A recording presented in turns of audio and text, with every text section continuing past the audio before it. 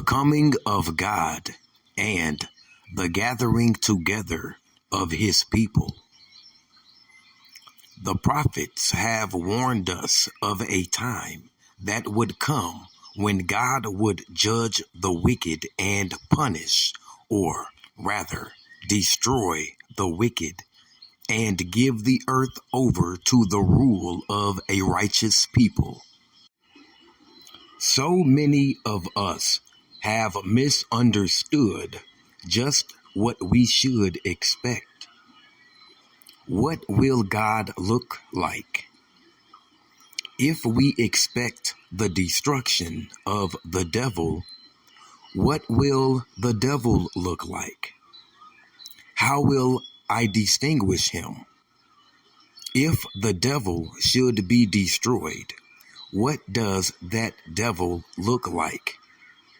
In order not to follow him to his destruction, I must be able to recognize him so that he won't be able to deceive me.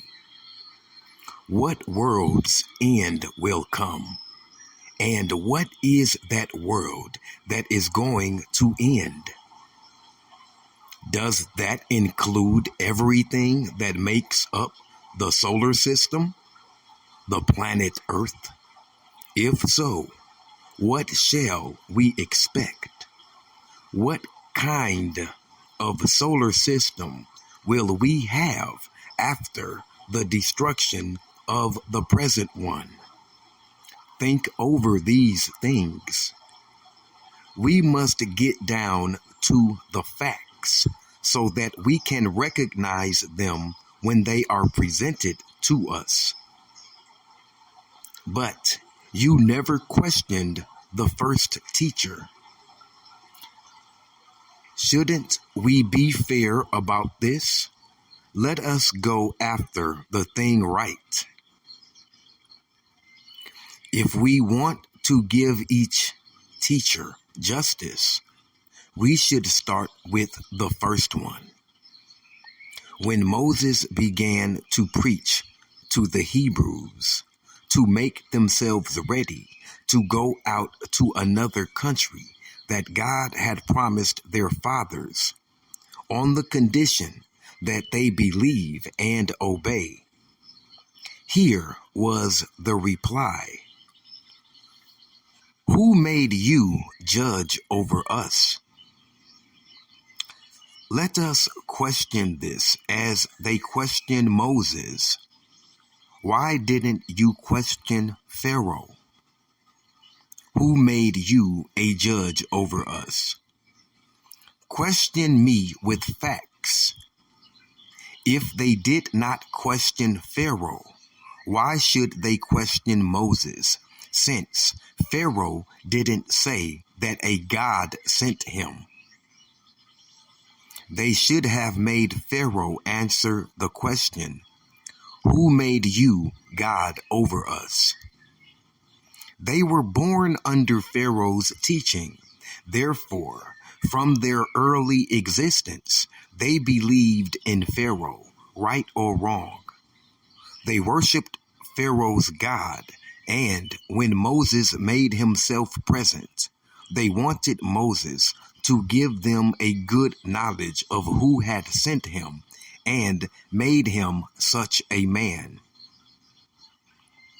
If today a Moses were in your midst and he said, the God of your fathers has sent me, and the government of America has deceived you as to the knowledge of God and has you indirectly worshiping them, wouldn't your reply be the same as the one given to Moses? That is right. You are asking me that. A man questioned me the other day when he said, you mean to say that you talk to God face to face? Where was Moses, and what time was that? What did the God have in mind? If no one has gone to heaven or seen the face of God, then all of these prophets are liars. You must think these things over. You have a lot to learn if you understand it. Otherwise, you are still in the dark as to the truth. We are here to know whether God has visited America or whether he is yet to come. The hour can come at any day because it is prophesied that it will come in any hour that you think not. Naturally, I had expected it to come at a certain day, but the book said you won't know the day nor the hour. If all of these signs of his coming are exhausted and I don't see any end to the world, that is to show me that it could take place at any time. If there is such a thing as a judgment of the world, as you and I believe, if there are signs that will be produced before that particular destruction of the old world, how many signs do you know of today that have been fulfilled that must now be fulfilled? If you know one sign that the Bible refers to that has not as yet taken place, point it out to me. Allah came to us from the holy city Mecca, Arabia, in 1930. He used the name Wallace D. Fard, often signing it W.D. Fard. In the year 1933, he signed his name W.F. Muhammad, which stands for Wallace Fard Muhammad. He came alone. He began teaching us the knowledge of ourselves, of God and the devil, of the measurement of the earth, of other planets, and of the civilization of some of the planets other than Earth. He measured and weighed the earth and its water, the history of the moon, the history of the two nations, black and white, that dominate the earth. He gave the exact birth of the white race, the name of their God who made them and how, and the end of their time, the judgment, how it will begin and end. He taught us the truth of how we were made slaves and how we are kept in slavery by the slave master's children. He declared the doom of America, for her evils to us was past due, and that she is number one to be destroyed.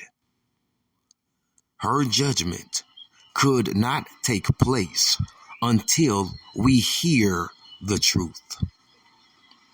He declared that we were without the knowledge of self or anyone else. How we had been made blind, deaf, and dumb by this white race of people, and how we must return to our people, our God, and his religion of peace, Islam, the religion of the prophets. We must give up the slave names of our slave masters and accept the name of Allah, God, or one of his divine attributes. He also taught us to give up all evil doings and practices and do righteousness, or be destroyed from the face of the earth. He taught us that the slave masters had taught us to eat the wrong food, and that this wrong food is the cause of our sickness and short span of life. He declared that he would heal us and set us in heaven at once if we would submit to him. Otherwise, he would chastise us with a severe chastisement until we did submit. And that he was able to force the whole world into submission to his will. He said that he loved us, the so-called Negroes, his lost and found, so well that he would eat rattlesnakes to free us if necessary, for he has power over all things. I asked him, "Who are you and what is your real name?" He said, "I am the one that the world has been expecting for the past 2,000 years. I said to him again, "What is your name?" He said, "My name is Mahdi. I am God.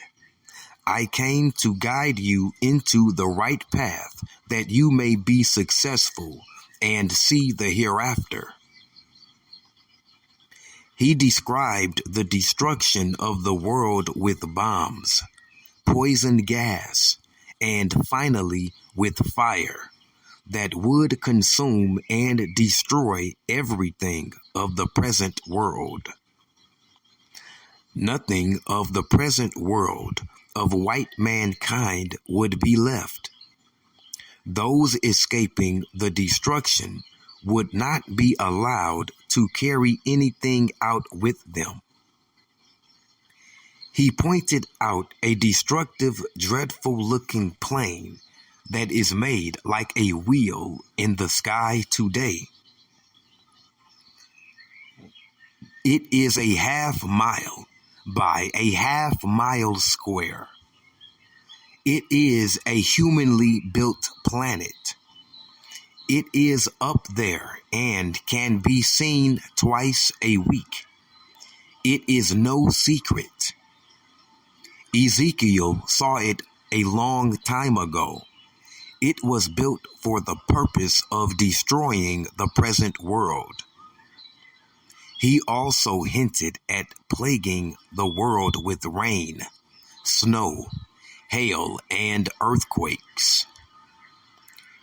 He spoke with authority, not as one who is under authority, but as one independent. He said the world's time was out in 1914, but people could get an extension of time depending upon their treatment of the righteous. He declared that there can be no judgment until we, the so-called Negroes, hear Islam, whether we accept it or not. This includes the history of the world and a knowledge of God and the devil. He condemned the teachings of God not being a man as a lie from the devils for the past 6,000 years.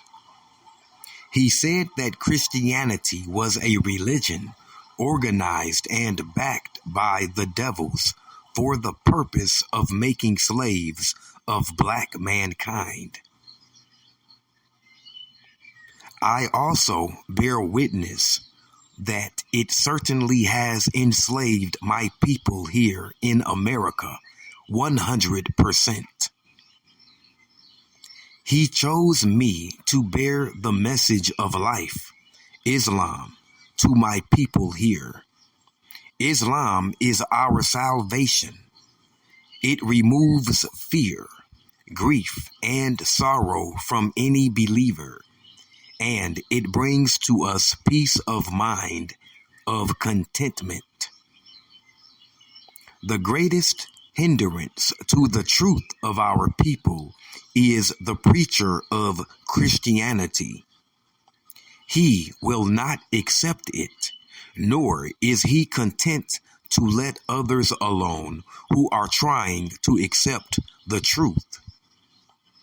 He is the man who stands in the way of the salvation of his people, and as soon as the people awaken to the knowledge of this man in their way to God, freedom, justice, and equality, and stop following him, the sooner they will be in heaven while they live.